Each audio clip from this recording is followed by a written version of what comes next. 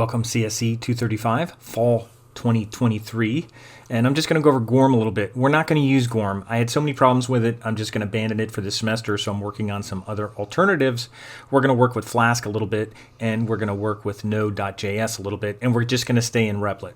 But I just wanted to show you what we were going to do in Goorm, and just so you get the idea of backend development. I've posted a whole bunch of videos for you to watch. Some of them may help, some of them may make you more confused, but let me just show you what we were going to do in Goorm, but it's just too glitchy and I don't want to have people dealing with all kinds of problems in here.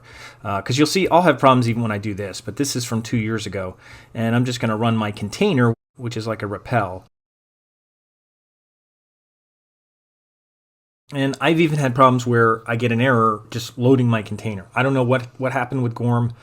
I don't know if it's because it's the free accounts, but whatever it is, it's just not really usable for our class right now, even though it's very powerful and there's a lot of cool things we could do. And I just want to show you some of them before we move on, because I know I did show you some older videos.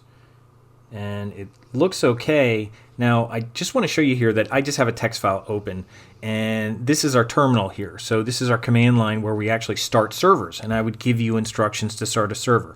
There's the MySQL server, which actually helps you communicate with the database. It's a MySQL database. So that starts the database server when we talk about different backend servers. And again, databases are meant to be secure because they contain information like passwords, usernames, all kinds of information, prices, you name it, credit cards, whatever it is. Servers are meant to be secure. So they're back end. They're not controlled by something you could just go view source. Everything you could view source is front end. You know, just because you could see HTML code and JavaScript code and CSS code, that's not back end. That's just code. Anybody can look at your code. But getting to your data is back end, and that's why data is protected with servers and servers that are secure that you have to log into. And I'm going to start a server right now. I'm just going to start my SQL server, which will start the database. I'll just copy this just to show you how we used to do it. And sometimes it'll fail the first time, and then it won't work. But I'll wait a second here for it to start up. Okay, and it failed. See, this is the kind of stuff that will drive you crazy. And I'll try it again. I'll just hit my up arrow here in my terminal and start it up again. And now it's done. Why? I have no idea. Here it failed, here it's done.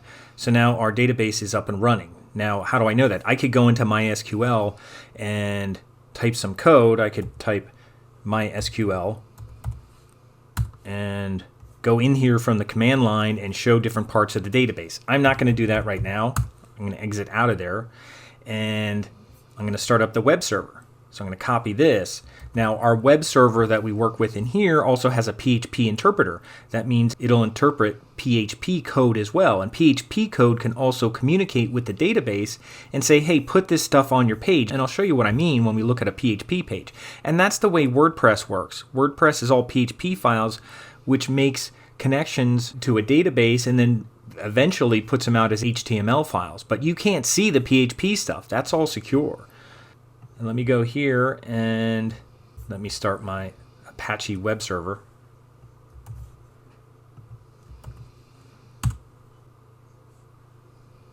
Okay, the web server is running. And how do I know it's running? Well, I can open this up, our preview, which is just index here. It's that index right there. If I go to preview, open in new tab, secure connection, let me try again. There it is. And if I go in here, contents here is actually PHP code. If I inspect this, you can see there's contents here. It's not showing anything because it's PHP is putting it there on the page. And you're not seeing any PHP code, you're just seeing the contents there.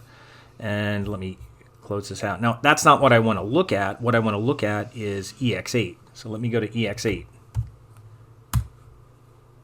Now, what I'm seeing on EX8 is information that's been returned from a database on the page from MySQL queries. If I inspect this, I could see this information here. It's putting line breaks. So that's dynamically generated code from a database. So that came from the back end. So it went to the back end. Now it's coming to the front end.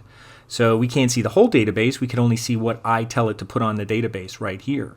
And how is that happening? Well, that's happening because if I go into index PHP, here's all the files. So this is back-end code. So back-end code isn't as fun as front-end code.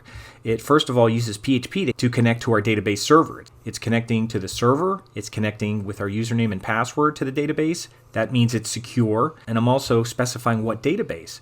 And then in there, all those names, I'm selecting things with MySQL code, which we used a little bit in the programming class with Python.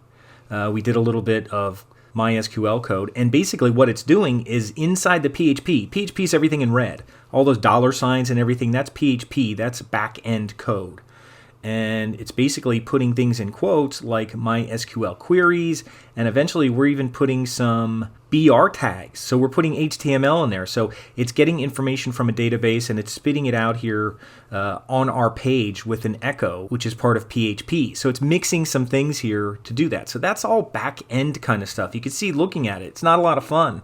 And it's not stuff you memorize. You just kind of look it up and you could find some of these things that connect and find information, and they run these little loops here. So all that programming background information that you have helps, when you have to figure some of this stuff out. But basically, we're just printing out rows and columns from a database. And that's all we're doing here. And you can see there's an if-else statement. So if it doesn't find anything, it'll say 0 result. But we're getting these results here. So if there was nothing there, or if we had something messed up, you wouldn't see anything. So that's kind of what's happening with backend. Now, what's missing here, and if you watch the other video where I do that SpongeBob, we create a form where you can add things to a database. Now, this is just displaying a database one way. The database is there. And how would I see the database? Well, let me show you something here. I'll open this preview in a new tab again, another tab. And let me try again here.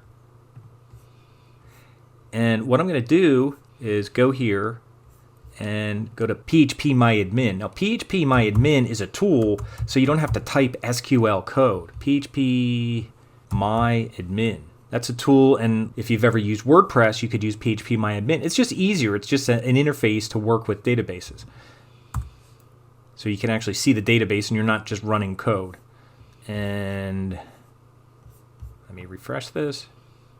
Okay, I'm already logged in here. I must have logged in. I think I can log out. Let me log out, and I'll log back in. PHP MyAdmin, and root is my password. I set that up. Now this would all be secure, so I'm going to go in here and look at my database, and here's my world database. And again, we had a SpongeBob database that we actually wrote to, and we would use MySQL to write to it. Right now, we're just working with the world database, and here's the countries, and there's errors here. I'll just ignore all of them. And here's all the countries in the world, I believe. That's all of them. And it just gives you a way to kind of work through here so you can edit, you could copy. It's kind of an interface for working with MySQL databases. Even though it's called PHP MyAdmin, you're not doing any PHP in here. You're just working with databases, and you're doing MySQL in here to actually find things. So if you actually search for anything in here, you're going to see MySQL code in here. So this is more of a user-friendly tool for working with databases, and ISPs like GoDaddy provide PHP MyAdmin with their hosting, so you can help manage your database, especially when you're working with WordPress. And once you get familiar with it a little bit, it's not that hard. I was hoping we could do a little bit of that in here with WordPress, but like I said, Goorm is just too glitchy right now to deal with. But I just wanted to give you a little kind of introduction of what we do in here. Again, I don't have my SpongeBob one in here, but we are just looking at a database and we're showing it on a page. So that's what Backend does.